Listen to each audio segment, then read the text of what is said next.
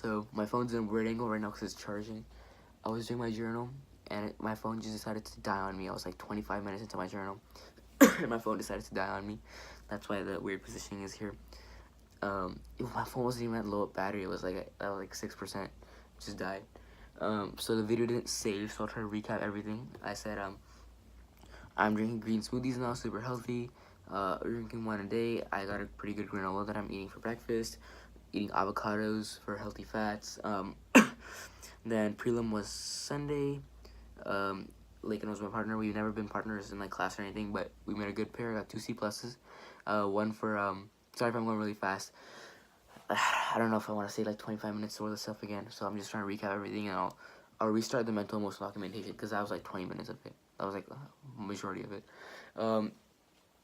So yeah, I got 2 C pluses. One for 4 punches to grab the head where I didn't like show the face enough, and the other for headlock to armbar. I didn't like sit all the way back enough. That's why I got those C pluses. So last week we worked on prelim stuff and quarter turns. This week we worked on, or on Monday we worked on Chuma 4, and Chuma 4 I was just working on my stances, make sure they're as deep as possible. Last week prelim stuff I was just making sure I know everything, and on quarter turns, I would say my areas of improvement are just keeping my hands up, because you know it's like really easy to go fast and do all this stuff, but you know, full range of motion, keep the hands up. I did 2 workouts this week, one on Sunday, one yesterday, and I'm probably gonna work out 1 or 2 more times this week. That's it. Giving value. I said in the last one how just first of all doing classes and stuff and helping, but we had sub last week, and he was like, we had a sub for the entire week last week, which I'll get into later, but he was like trying to pass out papers, and then I was like, I came up to him and I was like, do you need help? And then he was like, really, you want to help? Like, no one's asked me that all day. So I was like, yeah, of course. So, you know, I guess no one asked him help or like offered him help all day. So, but I don't think that's giving value. I was just trying to help him. Other than that, I think I covered everything really fast. I'll get right into my mental emotional. I don't think I'll get as detailed as the first time, but yeah. First of all, Apple should fix that. They should, when the phone dies, they should auto save the video. But anyways, I was talking about how I downloaded the book, the David Goggins book. I haven't started it yet. I'll probably start it super soon. I want to have like a good amount of time to get a good part in, because I won't be satisfied if I just listen to 5 minutes of it. On the other hand, I started watching daily motivational videos, and the first video I watched was on like how a 15-year-old meth addict taught this guy about leadership, and he was like a counselor or something, and he said like you need courage and vulnerability, like courage to think about the idea and be bold, and vulnerability to say it out loud. And that really was a good lesson about leadership, because like a lot of times people have the brain power to think about stuff, right? Like people think about it, but the person like benefits, and the person that's a good leader, and the person that stands out from the group is the person that has the guts to say it out loud. And that's a vulnerability. You know, maybe it's a stupid idea, maybe we get judged for it, but maybe it's the best idea, right? And then maybe you'll get a lot of praise for it. And you have to have a lot of courage and vulnerability to just let that idea fly in the open. I also talked about how, well, earlier this year, my math teacher's father passed away. Last week, my history teacher's mother passed away from a septic infection because she was going through chemotherapy for terminal cancer. And I went on a really long talk about this in my last one, but I won't try to go on a really long talk about it this time, because I know the journal isn't for, like, it is for documenting, but it's more for me expressing my own emotions and documenting everything that goes in my life. And you know, even though that part is gone, I don't want to force it and talk about repeat the same things, because I don't think it'll be genuine. But let me just put in short that like that I was in awe at the respect that both, like, I love both these teachers already, but the respect for them grew because I was in awe. Like, they've gone through such a big loss, such a big tragedy, and they still carry themselves with the same respect, same discipline, and same kind-heartedness as every single day, and that kind of struck to me because then I have no room for error. Like my problems aren't big at all compared to that. They're like this tiny compared to those problems. Like my problems are like I lost my notebook or something, or I came late to class and lost the chain. Those are my problems. So I have no idea, no idea. I have no excuse to, because of that happening, just let it just soak and put my head down and walk my head down for the rest of the day and be mean to other people, because like I was just admiring that, like I respected it so much that the respect that they carried themselves with, and just I don't know the word, it's not pride, it's just the way they were able to carry themselves so confidently and without, showing regret or feeling sorry for them, like showing a sign of feeling sorry for themselves. They were able to just, you know, at least appear to the outside world as if they were happy and normal. And sometimes when you can't be, just when you're not in the greatest mood, sometimes you have to pretend, right? You have to work on that yourself. But just because you're in a bad mood doesn't mean you have to go kill other people's days and just put them in a bad mood just because you were having a temper tantrum.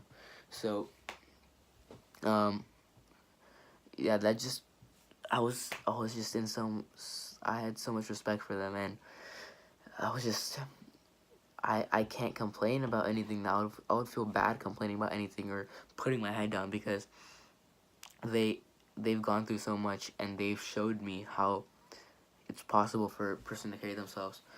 Oh, I forgot. So that was one video I watched. I also watched another video about this guy called Sam Burns, who has progeria, which is this disease where like you stay like you don't really grow that much and you have like tight skin and no hair. And he was talking about his philosophy for happiness, because like I don't want to say the word disabled, because people, they can do it, they're just challenged. And he was talking about how like his philosophy is to, first of all, not feel sorry for himself that much. Like when he does feel sorry, he acknowledges it and move past, but he doesn't like get in a loophole where he keeps feeling sorry for himself, like a paradox, he said, because then there's no room for any other emotion. Second thing is to always have things you're looking forward to. It doesn't have to be anything big, just like like the next comic book is dropping this, just looking forward to it, Like he said, once he was in the hospital for the flu, and for someone like like me, the flu isn't a big thing. I'll be in like bed for 1 day, maybe 2 days if it's really bad, and then I'll be okay. But for someone affected with a disease like progeria, getting the flu could be a life-threatening situation. And so he said he was trapped in the hospital for like months, and not for months, I think it was for 2 weeks. And the thing that he had been robbed of everything that made him him. He was just in a hospital room. And I think the thing he said was the thing that he was just like looking forward to, like a next comic book drop, or like his favorite comic book was dropping. That's the thing that kept him going. And that's admirable. People always have like think that they have nothing to look forward to, but it doesn't have to be a grand thing. It can just be like, I'm I'm going to the mall next Sunday. My favorite sports team is playing tomorrow. Just little things to keep you going. And last thing was to surround yourself with good people, and that's something I wholeheartedly agree with. It's like, I like the saying, and I think it fits the school well, is your tribe attracts your vibe. Your tribe attracts your vibe.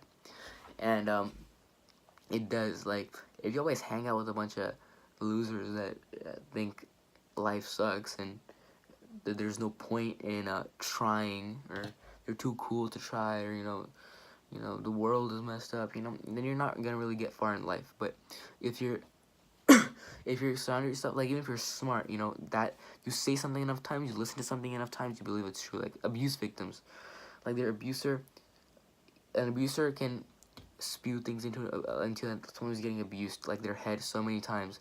And when you can literally make a skinny girl look in the mirror and think she's fat because her abuser said it too many times, and you hear something too many times, you start thinking it's true, you start accepting it. So if you hang out with a bunch of phonies who think like there's no point in trying, you know, you're gonna start believing it after a while, even if you think you're too smart for that. So you know, he said he has a good friend group with like they're like into band a lot and into biology and math, and that was like even for him, you know, he could have just caved in and just hung out with the first person that wanted to hang out with him, but he said he surrounded himself with the right friends, the great family members who support him, and that's true because like if I'm trying to make this black belt journey the best I can, I need to surround myself with a team that also has the same goal. You know, if I'm hanging out with a team that's always saying, this sucks, my parents are making me do this, then that wouldn't be a good test for me. Like that wouldn't push me to be the best I can. But uh, that's not the case, fortunately. I have a pretty driven team, and like that's why they're pushing me to the best. And it's like Punch and Brand said in the mastery notes and at the test. It's like we don't need to babysit anyone. Like every person, even the weakest link, the strongest link, is gonna decide the intensity and the rigor and just the overall results of the test, right? So, like if you're not bringing it, sometimes you're not gonna be great at martial arts. Sometimes you're really bad at martial arts, but if you bring a positive attitude and just you bring effort, if you just bring you could be the guy who's the worst kicker, the worst puncher, but if you're constantly putting in effort, if you're constantly putting in effort and you're constantly bringing a positive attitude, before you know it, you're probably gonna you're probably gonna get good anyways. And even if you don't, you're probably gonna be more beneficial to the test than someone who's really talented but is a slacker. Yeah, and anyways, and then when my phone died, I had the chance to watch my educational or empowering or motivational video for today.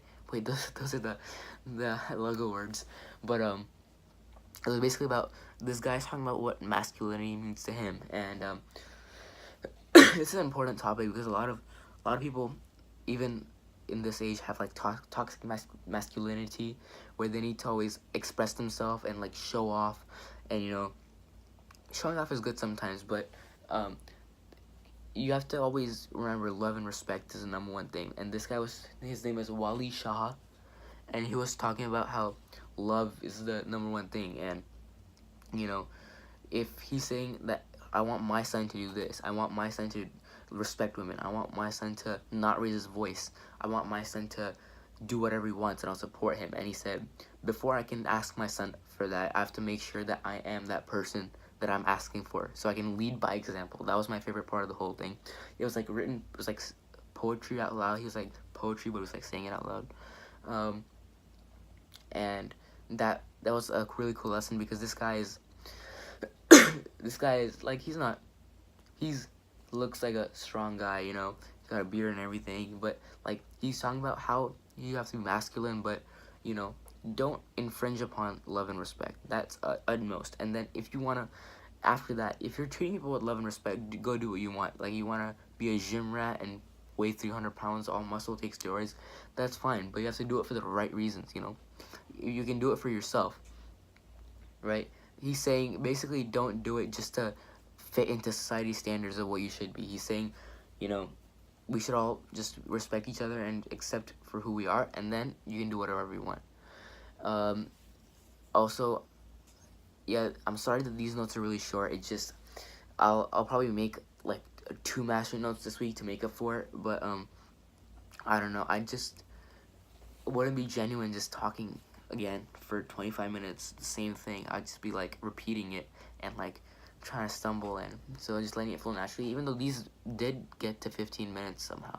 14 right now. Also, I talked about how I did the cheer at the thing at the training, and it was like, it was for many reasons. Well, first of all, when he said who wants to do the cheer, my hand went up like really fast. My hands have never gone up that fast in my life. But I didn't even think about it. He said who wants to do it, my hand went up super fast, and I was like, what am I doing? And I was like, okay, it's fine. But then I thought he was talking to Kwon Jin, so I took my hand down, but I saw the kids going up, so I went up really fast. And like the video, I love the video because it's like these really small kids, and then I'm like the only teenager, like looking like a grown man, just like very strong, you know, like going all out. So I love that video. I'm gonna save it and put it on my phone, like everywhere, so I can remind myself of that. You know, I had the courage and vulnerability to do that. But it wasn't just to show off or to be loud or to represent. It was just kind of to clear my conscience, because from Friday I was kind of upset at two things from the test. I was kind of upset that the black belts didn't bring it at SWAT training. Not just like not knowing this stuff, like the black belts weren't sounding off and moving sharp and having good sensory acuity and just standing up fast, saying yes sir, yelling loud. So that's something they could have done better. Like if the black belts aren't pushing the color belts, they or even doing, sorry, if the black belts aren't pushing the color belts or setting the example, and the color belts will be like, oh, if that's how a black belt moves, I can move even slower, I can yell even softer, because that's how a black belt moves.